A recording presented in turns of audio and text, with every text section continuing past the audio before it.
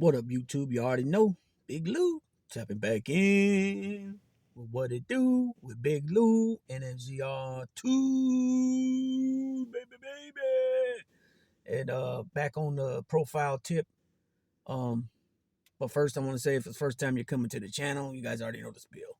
First time you're coming to the channel, be highly appreciated if you like, subbed, and shared the channel with your family, friends, folks, gente, peoples, associates, asocios, camaradas, comrades, buddies, pals, amigos, amicos, panas, and leave them comments. And I respond back to all the comments.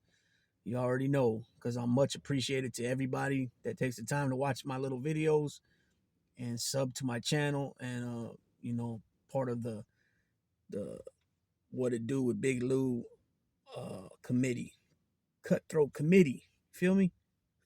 But anyways, so back on. Apologize to anybody ahead of time that I scheduled a live yesterday, um, and I was kind of like had a lot of things going on, a lot of different things going on. Got to purchase a new vehicle, which I'm in now, and had to take care of some things like the DMV and all that, and also register some of the other vehicles that the registrations were up to date, coming up shortly within the week. So I took care of all that. Then I had a few other things to do and just got caught up, and I kept changing the time. I think I changed the time maybe 4 different times, and today I've already changed it twice. It was scheduled for 11:30 today, and then I changed it to 12:30 p.m., which is Pacific time. So that'll be 2:30 Central time and 3:30 Eastern time. Pretty good topic. So go check it out. Join me if you got time. If not, and you watch it later, I always appreciate that as well on all the videos. And so the topic of that is: was it, does crime really pay? Was it all really worth it at the end? With all the you know the time away, the legal fees and all the other predicaments you put yourself and your peoples in. You know what I'm saying? So that's the gist of the topic, and the thumbnail is a picture of me in the visiting in my state blues. And so yeah, that's where we're going with that. But today on this video, I'm back with the profile, football profile, and no other better pick than the Chicago Bears and two of their huge components of their 1985 Super Bowl team, which is Walter Payton and Mike Singletary. So it's one on the offensive side of the ball and one on the defensive side of the ball. So Walter Payton was born July 25th, 1953 in Columbia, Mississippi. He's a South boy, right? Sadly, he died November 1st, 1999 in South Barrington, Illinois. He was a running back, wore number 34, stood 5'10", 200 pounds. His high school was Columbia, Mississippi. He went to Jackson State, and then he was drafted in 1975 draft, first round, 4th pick overall. He played his entire career with the Chicago Bears from 1975 to 1987.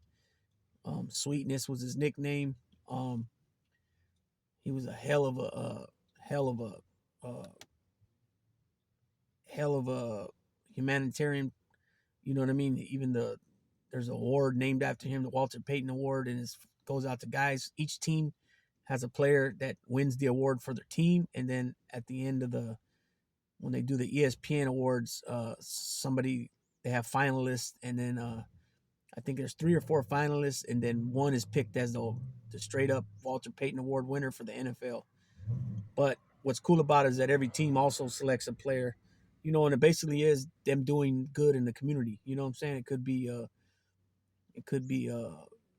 charities. It could be, toy drives. It could be food drives, turkey drives, canned good drives,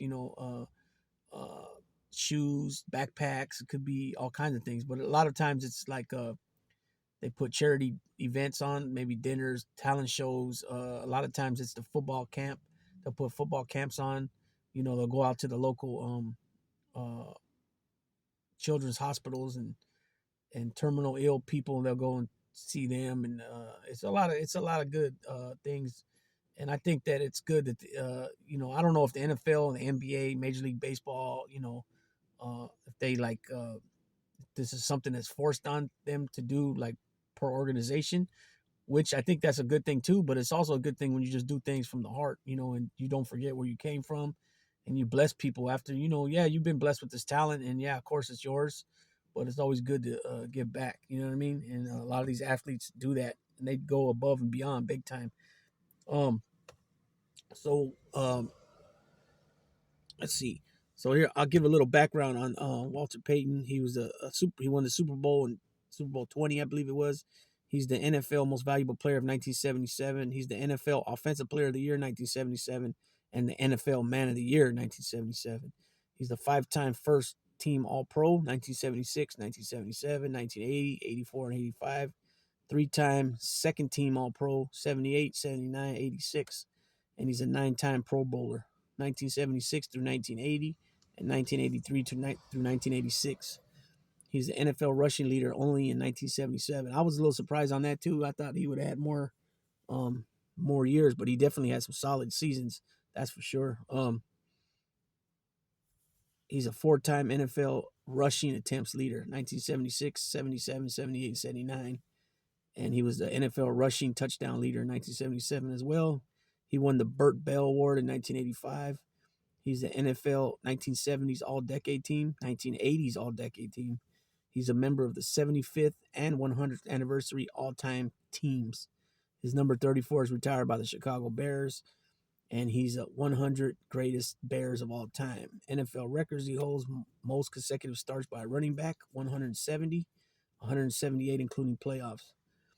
Some of his career NFL statistics are a total of 16,726 rushing yards, yards per carry, 4.4 yards, 110 rushing touchdowns, 4,538 receiving yards with 492 receptions and 15 receiving touchdowns. He was the guy that broke Jim Brown's record, rushing yardage record, and then Barry Sanders passed him, and then Emmitt Smith passed him. I believe that's how it went. He was elected into the Pro Football Hall of Fame in '93, the Mississippi Sports Hall of Fame that same year, and the College Football Hall of Fame in '96. He was named, like I said, to the 75th anniversary All Team in '94 and the 100th anniversary team in 2019. Hall of Fame NFL player and coach Mike Ditka described Payton as the greatest football player he had ever seen, but even greater as a human being. And that's what I had said. He's a great humanitarian. Otherwise, they wouldn't have named that award after him. That's for sure. They named that award after him and given it out many times over to different players across the league. He began his football career in Mississippi and went on to have an outstanding collegiate football career at Jackson State University. I believe Jackson State, I don't think it's part of the historic HBCs. I'm not sure about that. I want to look into that.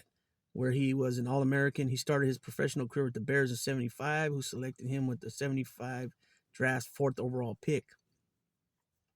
Payton proceeded to win the '77, like I mentioned, the most valuable player, and he won Super Bowl 20 with the '85 Bears. He retired from football at the end of the '87 season, having rushed for at least 1,200 yards in 10 of his 13 seasons. That's what I mean, people. While he had a lot of solid seasons, but he only had 1 year where he led the league. So I knew that he had multiple seasons of that, but I was just surprised that he only led the league once. And 2 of those 13 being lockout or shortened seasons, right? After struggling with the rare liver disease, primary sclerosis cholangitis for several months, Payton died on November 1st, 1999, at the age of 46. His legacy includes being the namesake of the Walter Payton Award, like I mentioned, Man of the Year Award, and the Walter Payton Award, and a heightened awareness of the need for organ donors. If you guys remember, this Chicago Bears team was such a dominant team in that 1985 season. They won the Super Bowl, and it's a trip that they only won one Super Bowl. They had Ditka as a head coach, and they had Buddy Ryan as their defensive coordinator. The Bears had They had Richard Dent, Michael Singletary. They had Stephen McMichaels. They had Walter Payton. Willie Gault, Jim McMahon. They were stacked. You know what I'm saying? Those are just a few of the guys that came off the top of my head right now. Michael Singletary is gonna be the other one on the other profile of this video, but definitely Walter Payton was he left a huge imprint on the league and on people as a as humans. You know what I mean? He was you always hear, I've never heard nothing bad about Walter Payton. Everything he's always uplifted and spoke about in high regards as a teammate and as a person. You know what I'm saying? And it's just sad. It's one of them things is a person taken way too soon from their family. You know what I mean? That C word, that is no joke, man. It's it's a terrible disease, man. And it just literally takes the person and eats them up. You know what I'm saying? That's the best way to say it without getting too in detail. Again, another player that was taken short to join the many, many, many others of sports entertainment, sports, celebrities, as far as movie stars and athletes and singers and just entertainers in period in general. A lot of people taken early, and let me give a little bit about. I want to give a little bit about his early life. Payton was one of three children born to Peter and Aileen Payton in Columbia, Mississippi. Payton's year of birth is disputed. Most sources at the time of his death stated he was born in 54. However, other sources have stated he was born in 53. His father was a factory worker who had played semi-professional baseball. He died in jail just a couple of hours after being wrongfully accused of driving under the influence due to a stroke that presented similar symptoms to alcohol intoxication. Payton was an active member of the Boy Scouts, Little League, and his local church. At the John J. Jefferson High School, Payton played drums in the marching band, participated in track team, and sang in the school choir. Outside of school, he played drums in jazz rock groups. His brother Eddie was on the football team, but Payton did not play, partly to avoid competing with him. After Eddie graduated, the football team asked Payton to try out for the team, and he agreed on the condition that he be allowed to continue playing in the band. Once he began to play football as a junior, he achieved instant success as a running back, running 65 yards for a touchdown on his first high school carry. That's a little bit about his childhood. And then the Bears, like I said, they drafted him in the first round of the 75 draft, fourth overall. The Bears had endured several losing seasons after the retirement of iconic Gale Sayers in 1972. Payton's first game was not particularly successful. He was held at 0 net rushing yards on 8 attempts. His best performance of the season was his final game against the New Orleans Saints, where he rushed for 134 yards on 20 carries. Payton finished the season with only 679 yards and 7 touchdowns. However, Payton led the league in yards per kickoff return. So again, he was talented at different positions, right? Payton was eager to improve his performance. During the 76 NFL season, he rushed for 1,390 yards, scored 13 TDs. After the season, he was selected to play in the Pro Bowl, where he was declared the Pro Bowl MVP. And then the next year, 1,800 yards, 16 touchdowns, becoming the league's leading scorer for the season. He earned numerous awards that season, including the Associated Press and Pro Football Writers, America's Most Valuable Player Awards. A memorable game of the 77 NFL season was against the Vikings on November 20th. He rushed for a then record 275 yards, breaking the previous record of 273 held by O.J. Simpson. In that record-setting game against the Vikings, Payton was suffering with the 101-degree fever with intense flu. His longest run for 58 yards, and he caught one pass for 6 yards. His record stood for 23 years until Corey Dillon of the Cincinnati Bengals ran for 278 yards on October 22nd, 2000. Adrian Peterson of the Vikings set the current record of 296 rushing yards in 2007. By the end of the decade, Payton had received additional accolades for his exploits as a blocker, receiver, emergency punter, and quarterback. So these are the real these years right here. The Bears struggled to assemble consecutive winning seasons, landing only 2 playoff berths since his arrival. The lack of success prompted the Bears management to replace Neil Armstrong with Mike Ditka for the season that began in the fall of '82. Ditka, a tight end during the '60s and '70s, who would also join the Pro Football Hall of Fame, led the Bears to a 3-6 strike shortened season in '82. The Bears He led the Bears to an 8-8 finish in '83 and to a 10-6 finish in '84. Um, Payton continued his success by rushing for more than 1,400 yards in both seasons. On September 1984, Payton passed Franco Harris as the active leader in career rushing yards. 3 weeks later, on October 7, '84, against the New Orleans Saints, Payton broke Jim Brown's career rushing record of 12,312 yards. In '85, Payton rushed for more than 1,500 yards, helping the Bears establish the league's second-best offense with the emergence of quarterback Jim McMahon. The Bears' 46 defense of that season would go on to become one of the best in NFL history, setting a record for the fewest points allowed. In one 1984 game, Payton was pressed into service as the team's fourth-string quarterback. Payton performed with his teammates in the widely released 1985 music video, The Super Bowl Shuffle. The Bears went on to a 15-1 record that culminated in a 46-10 victory over the New England Patriots in Super Bowl 20. Although Payton's offensive prowess had assisted the Bears throughout the '85 season, he did not score any touchdowns in the postseason, and the New England Patriots prevented him from reaching the end zone in the Super Bowl. According to quarterback Jim McMahon, he was targeted by 2 or 3 defenders on every play, and others stated that Payton's mere presence allowed others to shine. Given that at least 2 people were targeting Payton on every play, in a later interview, Ditka stated that one of his major regrets was Payton's lack of a touchdown in the Super Bowl. So that was '84. That was the years of '84, '83 to '86. Excuse me. Now '86 and '87. Payton, who was a 12-year veteran, amassed 1,333 yards in the '86 NFL season. The Bears won the Central Division, which they don't know what I call now. Now it's the NFC North. But lost to the Washington Redskins 27-13 in the divisional round. And at the end of the '86 season, he announced that he would retire from professional football after completing the '87 NFL season. During his last season with the Bears, Payton split carries with his successor Neil Anderson and rushed for a career-low 533 yards along with 4 touchdowns.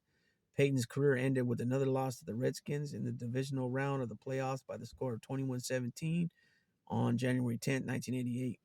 Over his entire career, Payton rushed for 16,726 yards, which broke the record for the most rushing yards by an NFL player in history. Scored 110 touchdowns. He caught 442 passes for 4,500 yards and 15 touchdowns. Payton set several team records, including most career rushing touchdowns, receptions, touchdowns, and touchdown passes by a running back. His jersey number was retired by the Bears, and he was inducted into Pro Football Hall of Fame in '93. Let's see. I didn't know. This was something that I found out that Walter Payton, along with many other investors, sought to bring an NFL expansion team to St. Louis. And Payton expressed his interest in becoming the first minority owner in NFL history. Although the NFL strongly favored a franchise in St. Louis, their efforts were thawed because of internal dissension among the investment group members, leading the NFL to award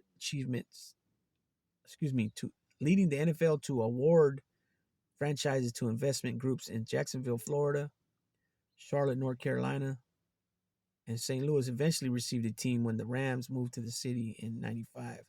Payton pursued various business ventures in retirement, including becoming co-owner of Dell Coin Racing in the IndyCar World Series. He also drove in several Trans Am Series events, including a '93 race at Road of America in which his car overturned and caught fire. He suffered burns but escaped serious injuries.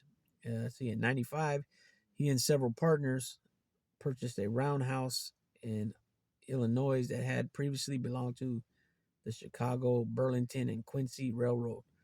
The property became known as Walter Payton's Roadhouse, hosting a restaurant, brewery, banquet, and meeting facility and museum. In 99, the property received an award for National Trust for Historic Preservation.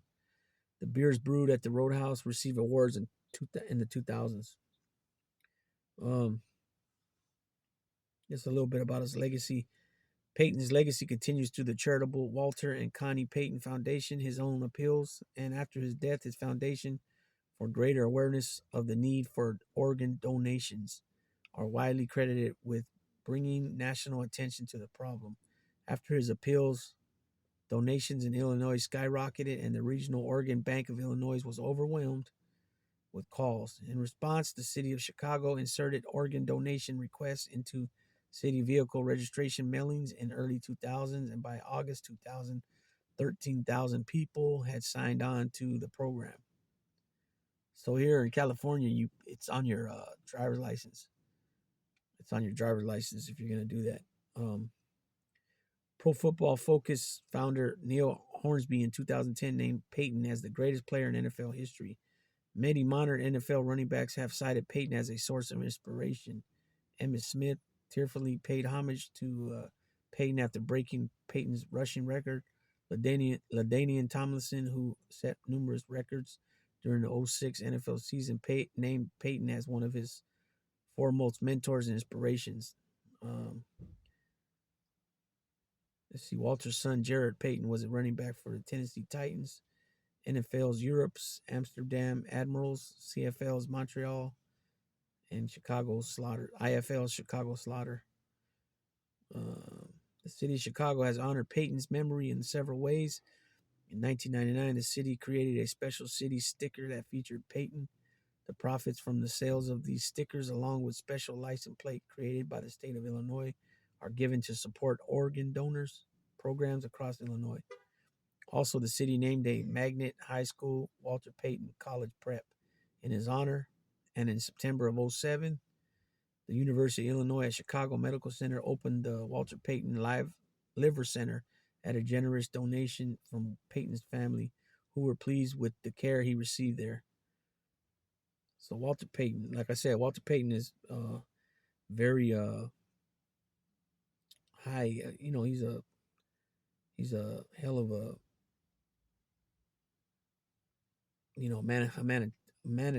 humanitarian, and his legacy's deep. You know what I mean? Definitely a hell of a player, a teammate. You know what I'm saying? It's hard to, he's a hell of a dude. Let's put it that way. And he's gonna live on forever, not only in the city of Chicago, Mississippi, where he's from, but just through NFL fans and sports fans. His memory will live on forever. You know what I'm saying? Now we're going to talk about Mike Singletary, aka Samurai Mike, number 50, middle linebacker, born October 9th, 1958. He's 64 years old in Houston, Texas. 6 foot, 230 pounds. He went to Worthing High School. He went to Baylor College, 77 to 80, and then he was drafted in that 1981 historic draft, second round, 38 pick, which also produced Ronnie Lott and Howie Long. And I believe maybe even Lawrence Taylor came out that year as well. As a player, he played his entire career with the Bears from 81 to 92. As a coach, he was the linebackers coach for the Ravens from 03 and 04. The Niners assistant coach and linebackers coach 05 to 08. He was a Niners interim coach in 08, and he was the head coach in 09 and 2010. Assistant coach in the Vikings 11 through 13. Defensive assistant coach for the LA Rams in 2016. Trenton Christian Academy 2018 and 2019 head coach. Memphis Express head coach in 2019, and TSL Generals in 2020 defensive coordinator. He's also a member of that Super Bowl Chicago Bears team of Super Bowl 20. He's a two-time NFL Defensive Player of the Year, 85 and 88. NFL Man of the Year, 1990. Seven-time first-team All-Pro, 84, 85, 86, 87, 88, 89, and 91. One-time second-team All-Pro, 1990. He's a 10-time Pro Bowler, 1983 through 1992. He's a member of the NFL 1980s All-Decade Team. He was an award winner of the Bart Starr Award in 1991. 100 greatest Bears of all time. He's got 1,488 total tackles with 19 sacks and 7 interceptions. He's a member of the Pro Football Hall of Fame and the College Hall of Fame. Early life, like I said, he was born in Houston, Texas. And the last of 10 children. Singleton's father, Charles, was a street preacher in Dallas. The family soon settled in Houston. Mike, along with his father, Charles, mother, and Rudell, and several brothers and sisters, shared a small wood frame home. Next to their home was a place called the Church of God, a church that Charles Singletary built himself and where he played guitar. Tragedy would soon strike the family. Dale Singletary, the third oldest child, died unexpectedly. Dale had been sleeping in a room with James, another brother. Charles Jr. noticed a funny smell coming from the room. By the time Mike and Charles Jr. were able to break a window and force entry into the room, fumes from the coal stove had claimed the life of Dale. As his relationship with his father drifted, Mike's brother Grady stepped in. Grady filled the void, telling young Mike to stay away from vices such as drinking beer and smoking cigarettes. Mike's interest in playing football peaked each Sunday as he watched the Dallas Cowboys and idolized players like Roger Staubach, Bob Lilly, and Leroy Gordon. Tragedy would soon strike again. Grady, the man who Singletary had looked up to as a father figure, was killed in a 6-car accident caused by a drunk driver. The drunk driver survived the accident, uninjured. So, like I mentioned, he went to Worthing High School in Houston. In the ninth grade, Mike was an all-state guard and linebacker. As Mike became a star for the Worthington High School and an all-black high, Mike's mother became a regular at the football games. And then he went on to play at Baylor. Mike Singletary was, he was a middle linebacker. He was the captain of the defense. The plays would go through him, from the defensive coordinator to him, and then he would call it out to the defense. He was a middle linebacker, so he wasn't like Derek Thomas and Lawrence Taylor and Khalil Mack, where they were outside linebackers, pass rushers. This guy was more of a, he was more of a stuff to run, pick up maybe he would be watching everything. He'd call it out, and he was good at it. He was good at it. He was able to call the plays. He was able to foresee the play, whatever's going to happen, and he would call it out. You know what I'm saying? And he would do that. You know what I'm saying? And he was hella good at it. Unlike so many other players, like a Ray Lewis. Ray Lewis was like that too. Very good at calling out the plays on D, being that captain on the field. You know what I mean? It's a different level. It's a different level player, and Michael Singletary definitely was one of those type of guys. You know what I mean? He was part of that, like I said, part of the Buddy Ryan's historic 1985 Bears defense, where they're like one of the greatest defenses in history of football, of the NFL. They held teams to like few points. I mean, I don't know exact numbers, but I know it was, like if you hold an NFL team under 20, per game, that's good. That's great. You know what I'm saying? So I don't know the exact number, but it probably was something like between 13 and 17, I'd imagine. You know what I mean? Because they get a lot of praise as being one of the best defensive teams. Not to mention that it catapulted Buddy Ryan into being a head coach. You know what I mean? Um, but it never panned out for him as being having a success as a head coach as he did as a defensive coordinator. Um, I want to give a little bit of. So he became the starting linebacker in the Chicago Bears defense in the 7th game of his rookie season, 1981, in the game against the Chiefs. His his third as a starter, Singletary gave a remarkable defensive performance, recording 10 tackles and forcing a fumble. He was a nearly unanimous all-rookie selection. Um, he started 172 games for the Bears during his 12-year career, the second most in club history. An intense player, the second most in club history. Intensive player. He finished as the Bears' first or second leading tackler each of his last 11 seasons. He amassed an impressive 1,400 career tackles, 885 of which were solo efforts. He missed playing just 2 games, both in '86. He had 7 interceptions and 12 fumble recoveries. A game against the Broncos in '90, he had a personal best performance when he recorded 10 solo tackles and 10 assists.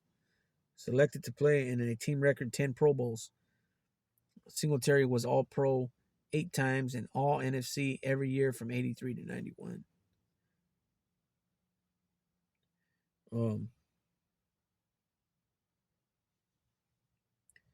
Let's see.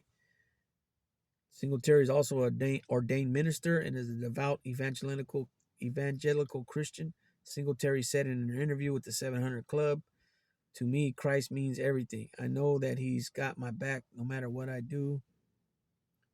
So that gives me all the freedom in the world to be the man that he's called me to be." Singletary and his wife Kim have 7 children. His son Matt joined Baylor University's roster in '07 as a freshman defensive end, but he transferred to California Polytechnic State University where he was a junior defensive end. Singletary's nephew Vance is a linebackers coach at Liberty University and previously coached under Mike when he coached with the Niners. Devin Singletary, who is a running back for the Bills, is not related to Mike. I just want to put that out there because a lot of people automatically think that. So yeah, 2 big time components to a lot of the Bears' success. 84, 85, 86, 87. You know what I mean? On both sides of the ball. I kind of like to do that. When I do these profiles, I like to do 2 at a time, and it's easier when it's 2 players from the same team to stick out. From my recollection of back then in the '80s, and it's easier to find thumbnails with them together. You know what I mean? But in this case, it wasn't. I found a lot of pictures of them off the field. Like a lot of them was Walter Payton in street clothes and Singletary in his uniform. And then I found other ones where it was like, you guys will see the thumbnail once the video is posted. You'll see the thumbnail first, and then you'll hear me say this, and then you'll be able to refer back to what I'm talking about. So yeah, peoples, with that said, I'm gonna go ahead and shut this one off and tap on out. And this is a profile of football. Yesterday I dropped baseball. It was the Carney Lansford of the A's and Ricky Henderson of the A's. And I have a couple other profiles on deck. I just got to drop the videos. One on pro wrestling and another on basketball. And you guys will check that out. That'll be basketball is going to be Dr. J and Moses Malone. And pro wrestling is Ricky the Dragon Steamboat and Randy Macho Man Savage. Oh, yeah. Big Luke tapping out.